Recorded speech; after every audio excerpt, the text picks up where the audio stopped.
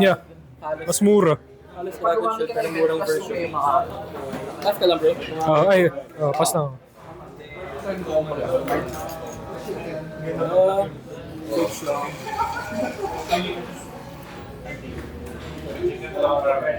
Full house. Hindi na ako pinapili. Okay. Salamat talaga. Thank you.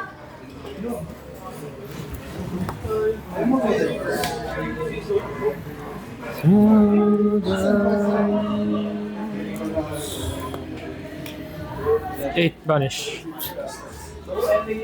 Pass.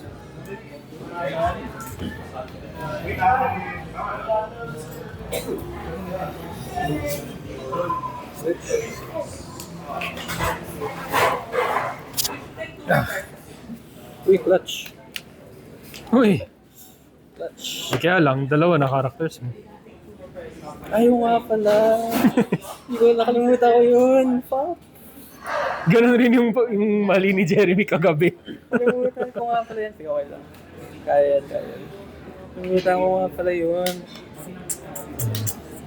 Nga pala, may condition nga pala siya. Yeah. 6 liter. Pass. Bro. Yung 7 tinig mo. Ay, please, kami 7? Hindi, yung attack nito, 7. Ay,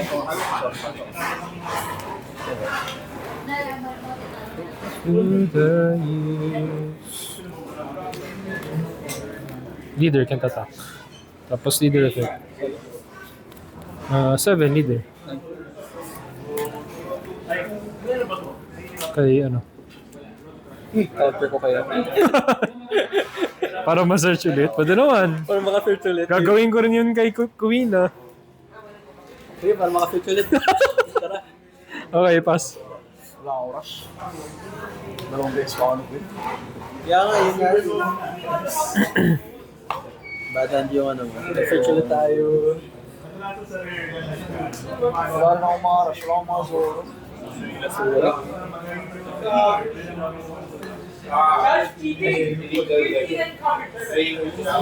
Malat, dalawang beses ko nito. Yung unang chopper mo, wala na summer. Wala na. Nice na.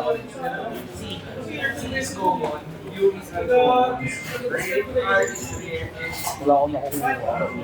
Dalawang beses pa ako. Yung event pa ng event. Yun pa naman yung pinag-search mo. Bowa. eh.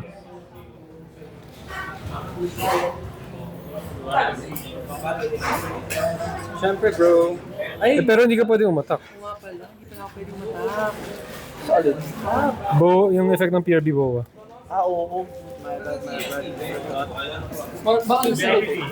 May tawag. Andun sila. Ang on-play niya, activate to... Restand to doon. Tapos end of turn, tatayo siya. Medyo. Pero on play lang. Pero may ano siya, restand end of turn. Kaya mahirap patayin. O yung masaya kayo siya. Oo. Ibisipan ko pa tuloy ko ka-out. Tika nga. 5K. Ilan yan? 5K. 5K. Sige, huwag na. Ayoko magsasayang lang. Bro. Pero okay lang din.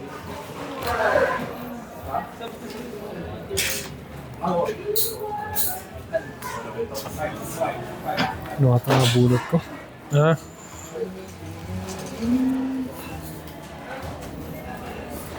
Bakit mahal ko? Trash eh. Leader effect. Tama ba? Tama. 7 leader.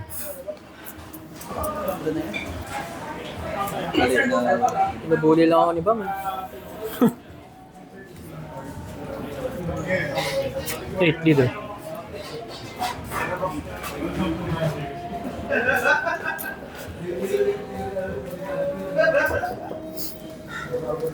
Pass.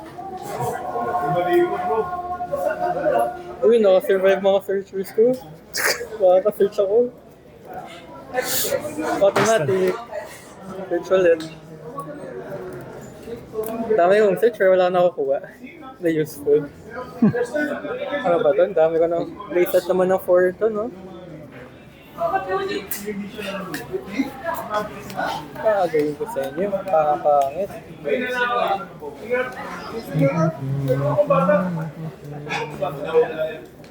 Grabe. Ano ngayon, wala pa akong 6 cost.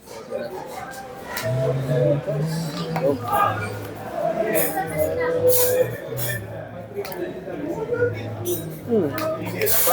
Oh. Alam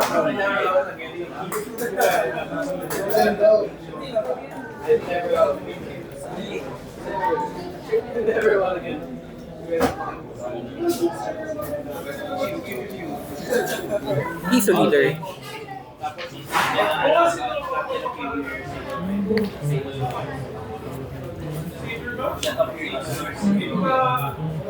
Generous, bigyan ako. 4 cards in hand.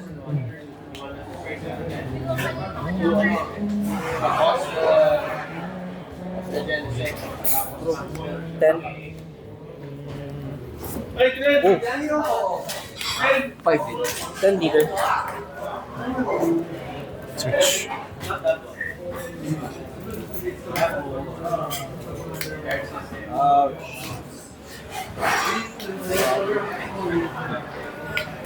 Draw. Ooh. Tristan? Ayaw nga pala. Thank you. Makaka-survive ako sa pang-turn. Tignan natin.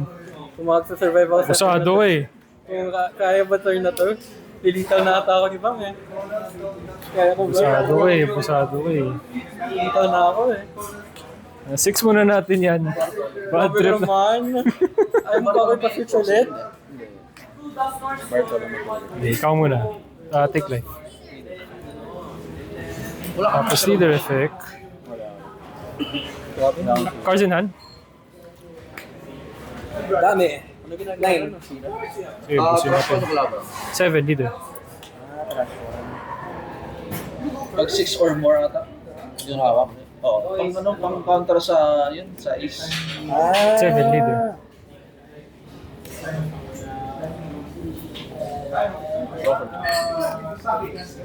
Okay. Uy! Di na lang. 10 leader. Okay, pass.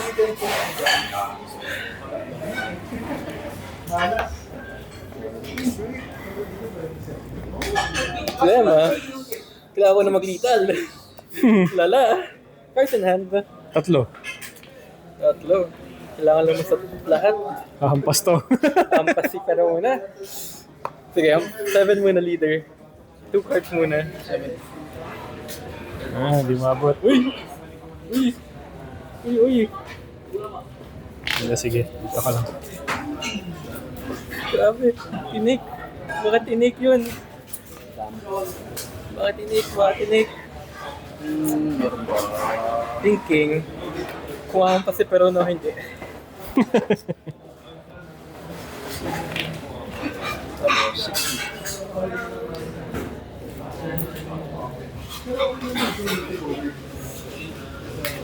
Ay, 6. 8 lead. Ilan na tira? 7.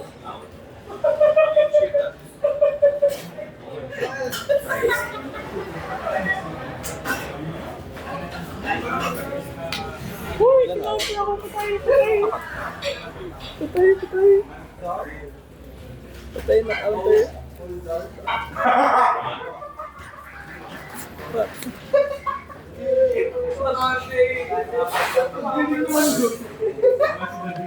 GG, kulang na. Ang night. Uy, Uy, walang trigger yung kamay ko, hindi ko magagamit. sakto. Dapat nag-9 ako. 9, hindi, kung 9 ako, I think makaka-counter din. May isang mahaharang dyan. May isa counter din. Oh. Pwede pa. And we're back. Today I have for you Yellow Bonnie from OP13. Originally I didn't really want to bother playing with this deck because I found the leader effect kind of lacking a bit.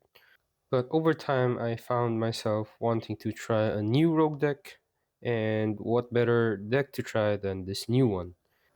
So what Bonnie does is if you play a character card with a trigger, you can attach 2 Rested Dawn to your leader or one of your characters, which makes for a really aggressive deck. Now, I want to caveat this by saying yes, it's pretty aggressive, but overall, just compared to the other decks in the meta right now, especially in OP13, Bonnie might have a hard time. Nonetheless, I still find using the deck very fun, very aggressive, very fast, and just with the support it has overall, with the amount of testing I've done, I find that it may have a hard time against Ace and Emo, and probably Sabo. But against Zoro, I think it does fairly well, and I just find it to do very well against some of the other non-meta decks. So let's get right into the deck list, shall we? So, starting off with the top row, we have the 9 cost Yellow Bonnie from OP13. On play, your opponent puts the top card of their life card into their hand, and then this character gains Rush if your leader is Egghead, which Bonnie is.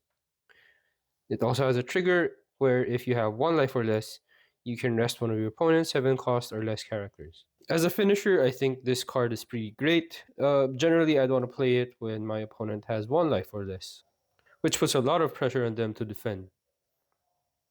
Next, we have Stussy, again from OP13, who is a blocker, and on play, you can play out a 5 cost or less card from your hand that has a trigger. So, one thing to note is Stussy does not have a trigger, which means she does not affect your leader ability, but with the card you'll see later, she's able to play out cards with trigger, which should help activate the leader ability. Also, I just want to show you how good this artwork just looks.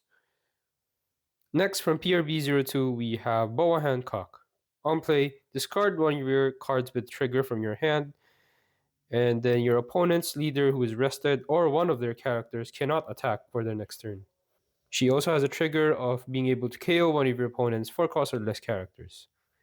Ideally, she would be the one I want to play out on my third turn or combo out with Stussy. Next, we have Nico Robin from OP09. On play, if your opponent has 3 life or more, trash one of their life cards. Then she has a trigger of being able to play out a 3 cost or less character from your hand. Okay. Then we have Onami from OP06, who on play can give one of your leader or characters banish, and has a trigger of being able to KO one of your opponent's 5 cost or less characters. I think she does really well combining with the leader ability, who is able to give 2 attached Dawn. So normally I'd want her to come out on my second turn and be able to banish the first life that my opponent takes. Usually with the other leaders, she'll take up 2 Dawn, which makes the attack a bit less impactful, but because Bonnie has the attached 2 Rested Dawn, that makes for a very big swing very early on in the game.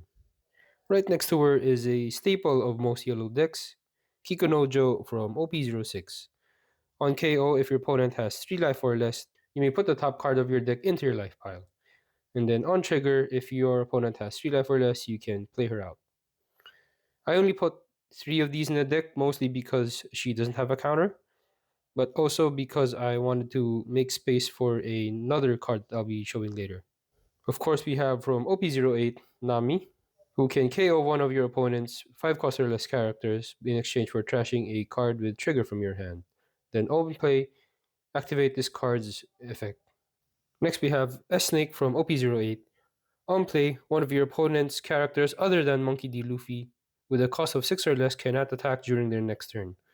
And then she also has a trigger of activating this card's effect. One thing I forgot to mention earlier that Boa from PRB02 also cannot affect leaders or characters with the name of Monkey D. Luffy. Next card we have is the blocker Shirahoshi from EB01, who can heal you 1 life if she's KO'd by an effect from your opponent. Then over here at the bottom row, we have our 2K counters and the searcher. So first up, we have Otama from PRB02. Activate main, rest this character, and put the top or bottom card of your life into your hand. Give your leader or one of your characters plus 3000 power. She also has a trigger of being able to rest one of your opponent's 4 cost or less characters. Then of course we have Capone Beji from OP04, a staple in any yellow deck. A 2K counter and a trigger that can stop one of your opponent's leader or characters from attacking. Next, we have Edison from OP13. I mostly use this card as a 2k counter, but it also has two things. One, an activate main effect, where if your life is equal to or less than your opponent, you can rest one of their 3 cost or less characters. And it also has a trigger of being able to rest one of your opponent's 3 cost or less characters and draw one card.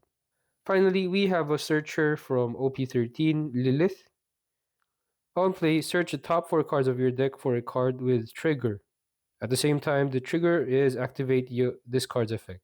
So normally I would prefer the odd curve. For my first turn, I'd want to bring out this searcher Lilith, and then second turn play out either Onami or Shirahoshi depending on what's available.